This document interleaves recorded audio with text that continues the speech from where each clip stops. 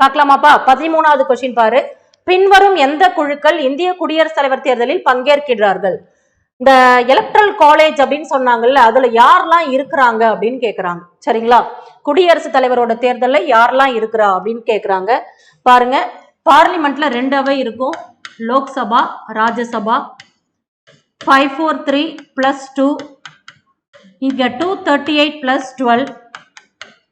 இது பேரு தேர்ந்தெடுக்கப்பட்ட உறுப்பினர்கள், எலெக்டட் ரெப்ரசன்டேட்டிவ். இவர் பேரு நாமினேட்டட் ரெப்ரசன்டேட்டிவ்.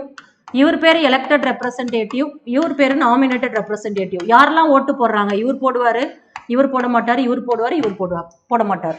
சரியா? நாடாளுமன்றத்தின் 2 அவைகளிலும் தேர்ந்தெடுக்கப்பட்ட உறுப்பினர்கள் குடியரசுத் தலைவர் தேர்தலில் கலந்து கொள்கிறார்கள். சரியா?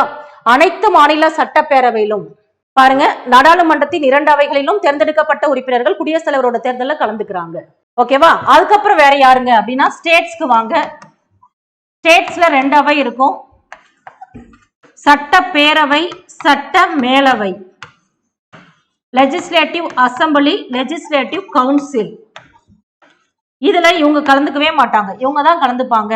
எக்ஸாம்பிளுக்கு தமிழ்நாடு 234 plus 1. 234 plus 1. 234ன்றது தேர்ந்தெடுக்கப்பட்ட உறுப்பினர்கள், ஒருத்தவர் நியமன உறுப்பினர்கள். இதுல இவர் தான் ஓட்டு போடுறாரு, இவர் ஓட்டு போடல. இது இல்லாம புதுச்சேரியும் புதுடெல்லியிலையும் உள்ள சட்டமன்ற உறுப்பினர்கள் ஓட்டு போடுவாங்க, அங்கேயும் தேர்ந்தெடுக்கப்பட்ட உறுப்பினர்கள். இப்ப படிச்சு பாருங்க, அனைத்து நாடாளுமன்ற உறுப்பினர்களும் அப்படின்னா தப்பு. அனைத்து நாடாளுமன்ற உறுப்பினர்கள் கிடையாது.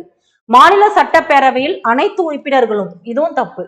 மாநில சட்டப்பேரவையில் தேர்ந்தெடுக்கப்பட்ட உறுப்பினர்கள், இது கரெக்ட்.